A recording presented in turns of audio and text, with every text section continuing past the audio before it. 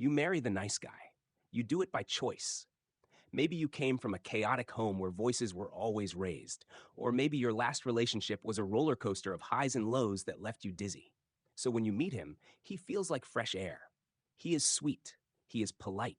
He opens doors. He remembers your coffee order, and he never ever raises his voice.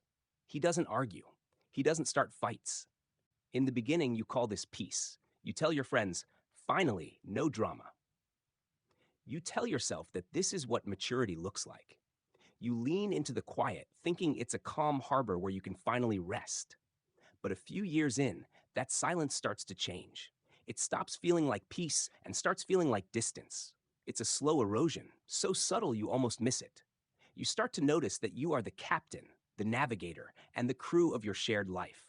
You're the one planning the holidays. You're the one remembering the birthdays. You're the one initiating affection, intimacy, deep conversation.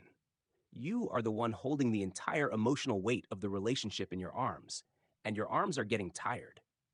You look across the dinner table, and there he is, pleasant, eating his meal, asking about your day with the same polite detachment he uses with a cashier.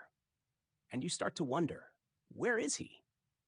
The loneliness of being with a nice guy is a specific, confusing kind of lonely. It's not the loneliness of abandonment. He's right there. He's sitting on the couch, but it feels like you are living with a friendly ghost. You try to tell him. You gather your courage, you sit him down, and you pour your heart out. You tell him you feel disconnected.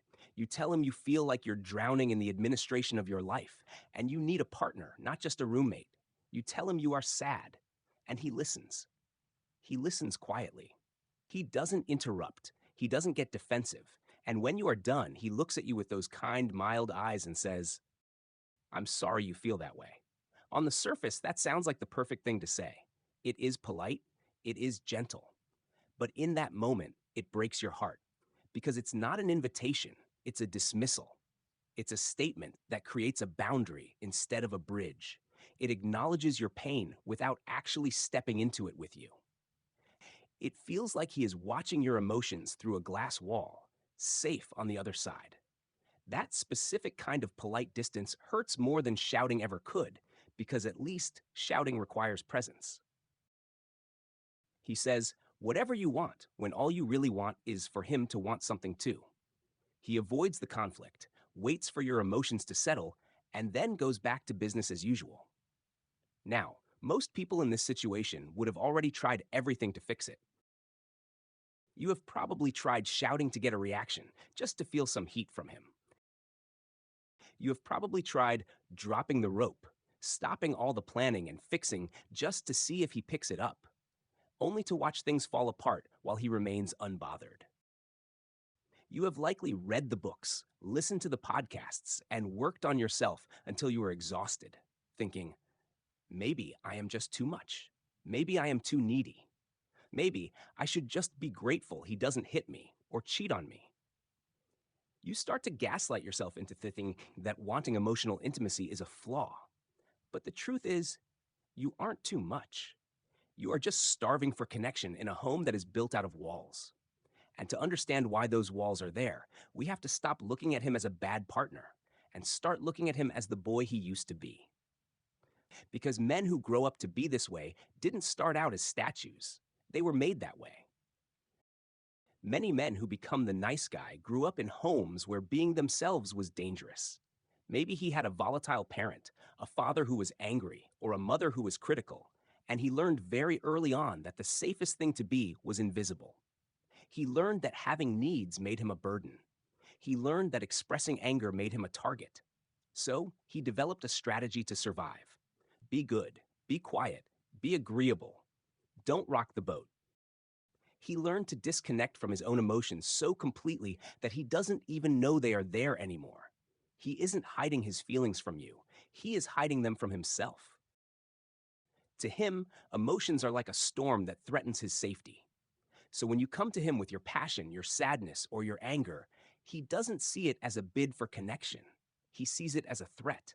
He sees it as the chaos he spent his childhood trying to escape. So he freezes. He goes into management mode. He tries to smooth it over, apologize it away, or wait it out. not because he doesn't love you, but because he is terrified of the storm. He carries a quiet, subconscious belief that he has to handle everything on his own. He believes that needing someone is weak and that being too open will only lead to disappointment or rejection. He may come off as detached, not because he doesn't care, but because caring too much feels risky. He has built a fortress of nice to protect the little boy inside who was never allowed to just be human. And this leaves you in a terrible position because you can see the good man inside the armor. You know he loves you, but you cannot love him into safety. You cannot break down his walls by banging your head against them. And you certainly cannot fix him by shrinking yourself to fit into the small space he has made available. So what do? If you are in this marriage and you are tired of the silence, the first step is the hardest. You have to stop doing the work for him. You have to stop over-functioning. Every time you remind him, fix it, or smooth it over, you are reinforcing the dynamic that says you are the adult and he is the passive participant. It is terrifying to stop because you worry that if you stop rowing, the boat will sink, and it might for a little while. But he will never pick up an oar if you are rowing for two. The next step is to change the conversation. Stop accepting, "I'm sorry you feel that way." When he says that, tell him, "I don't need an apology. I need you to tell me what you are feeling right now. I need you to be in this room with me." It will be uncomfortable. He will hate it. He will try to retreat to his nice, safe script. But real intimacy is messy. It is not polite. It requires friction. However, the reality is that this dynamic is often too deep to fix with just a conversation. The nice guy defense mechanism is a survival instinct that has been hardwired into him for decades. This is where you might need to bring in a third chair. Couples therapy isn't just for people who are shouting and throwing plates. It is for the quiet marriages too. In fact, the quiet marriages often need it more. A therapist can provide a safe space where he can learn that conflict doesn't mean the end of the world and that his emotions won't destroy him. It is not your job to be his therapist. It is not your job to heal the little boy who wasn't allowed to speak. Your job is to be his partner, and that means requiring him to show up. It means loving yourself enough to say, "I deserve to be seen, not just pacified." If you are watching this and recognizing your life in these words, I want you to know something important. You are not crazy. You are not ungrateful. And you are not alone. There is a silent epidemic of lonely women in good marriages, wondering why they feel so empty. It is okay to want more than just peace. It is okay to want passion and friction and messy, real connection. You can have compassion for the boy he was while still holding the man he is accountable. The man you fell in love with is still in there. He's just hiding behind the wall. Once he feels like it's safe for him to come out, you don't just get peace, you get him back. You get the partner who steps up and makes the plans, who wants to build new memories with you, who desires you and isn't afraid to show it, and who is finally ready to just talk. The silence can be broken. Why don't you ask him to watch this video with you? It could be the bridge that helps you start walking back towards each other, rather than drifting further apart.